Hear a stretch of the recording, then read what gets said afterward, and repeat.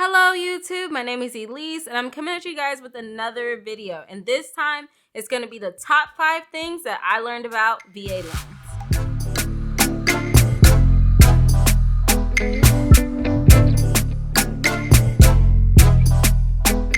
Here, me and my husband ended up buying a house and we used a VA loan to buy it. We bought a house in Fort Bragg, North Carolina. As you guys know, that's where I live right now. And so during that process, we learned a lot about VA loans. And so I'm going to come at you guys with the top 5 things that I've learned about the VA loan lending process.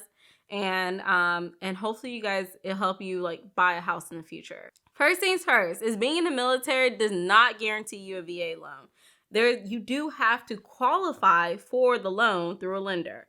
And these qualifications are usually credit score. So most lenders are going to be looking for a minimum credit score of 660. So that's kind of where you want to be at before you even go into the process of trying to get pre-approved for a loan. The second thing is you have to look at your debt to income ratio. Just think about it like this. Whatever you make in a month minus the major expenses that you're paying in a month. At that percentage, if most of your income is going to these other major expenses and you don't have a lot of leftover income, what they call residual income, sometimes lenders will not loan to you. And that's because they don't think that if something happens in that month where your expenses unexpectedly go up, that you will have enough money to pay for your mortgage. So you want to make sure that your debt to income ratio, that you have enough income to pay for this house and to pay for anything that's unexpected that comes up. The next thing is that VA loans are not actual loans. It is actually a loan that's federally guaranteed. What I mean by that is that the federal government is not giving you a loan. You do have to go out there and find your own lender. So you could either go through a bank or you can go through a local lender, but you do have to go out there and find your own lender, and you do have to get approved through them. And everybody has different qualifications for getting approved. So like I said before, it doesn't guarantee you the fact that you're going to get a loan. For us, we was able to actually benefit from the fact that you can use any lender and that you can negotiate, because we were able to negotiate a lower interest rate for our loan.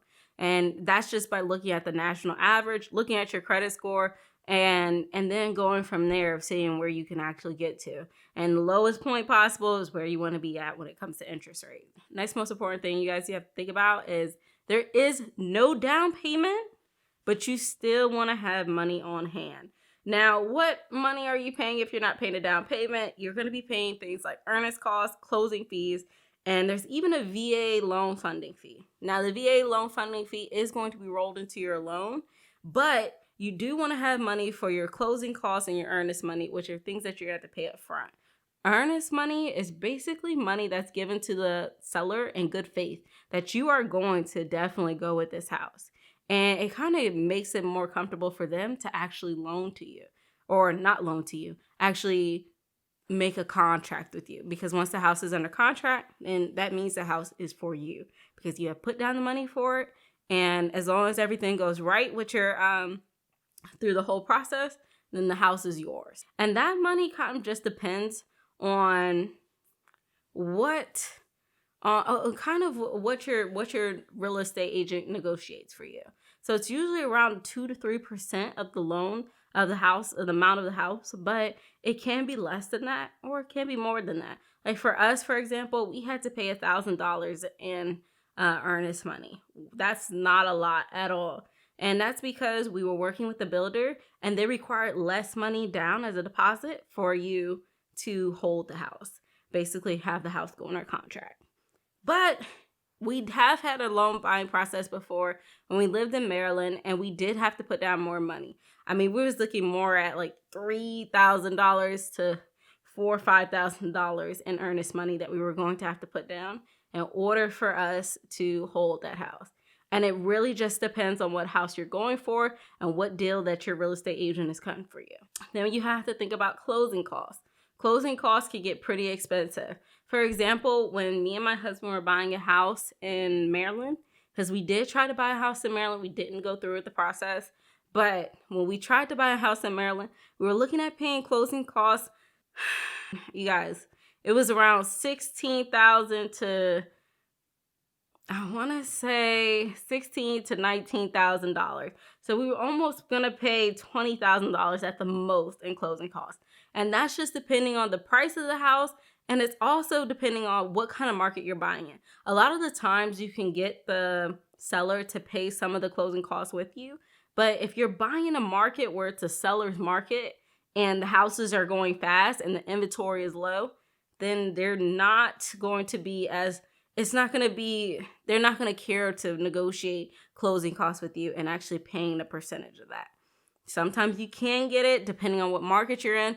But when we were buying in Maryland, it was a seller's market and the houses were selling like hotcakes, and literally you couldn't get a seller to pay a dime of it. It was completely on us to pay that expense of the closing costs. Oh, also, one other thing is inspection fee. So if you are buying an older house, I do suggest getting an inspection, because for us, that actually uncovered a lot of stuff with us when we were buying in Maryland.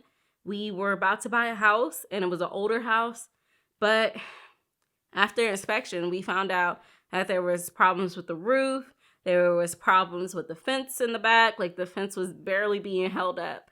We also was having problems with the plumbing and the electricity. So do not buy a house that's like older and you know nothing about the house. You do want to make sure you do an inspection on it.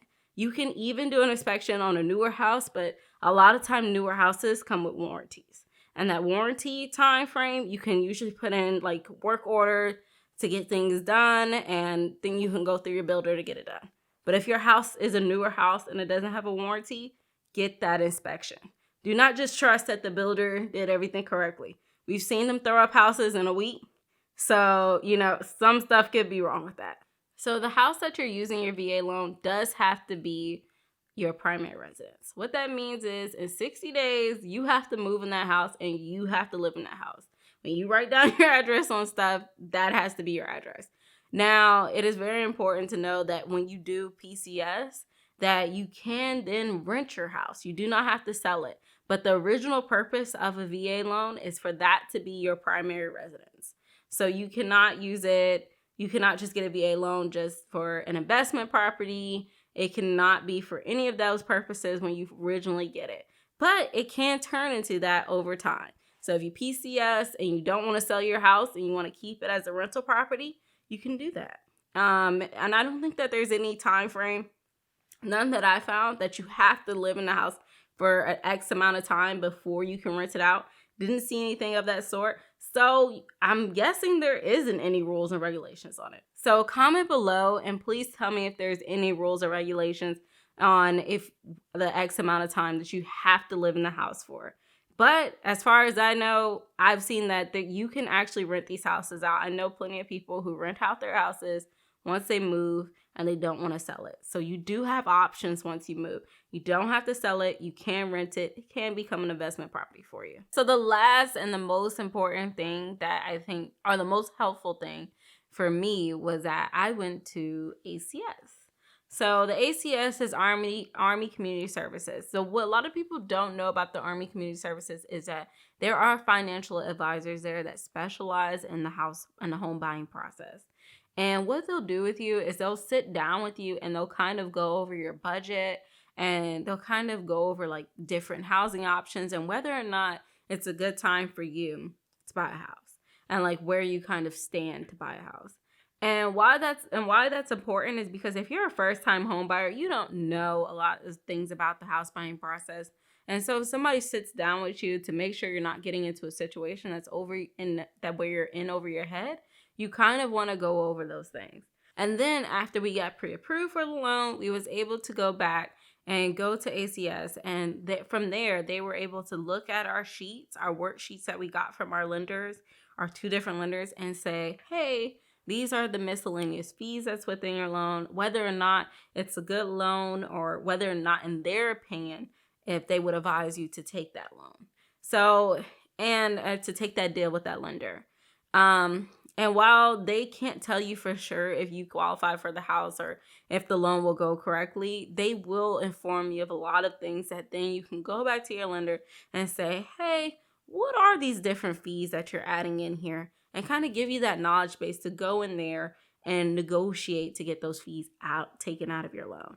So you want to really, when you go to those appointments, take notes, take it seriously, and you will become an enlightened home buyer, and you'll feel more confident in the process too as well. That's what a lot of that did for me. It just made me feel comfortable and more confident in the process, because a lot of stuff you don't know what it is, and so they'll help you figure that out. So that brings me to the end of my video. You guys, if you like it, please like it, comment, subscribe. Let me know what you think. Let me know what I didn't add, or if you guys have any questions, please shoot me a comment below.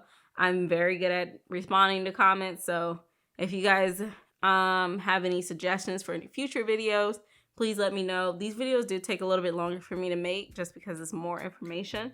But if you guys have any suggestions, please let me know. And thank you for watching.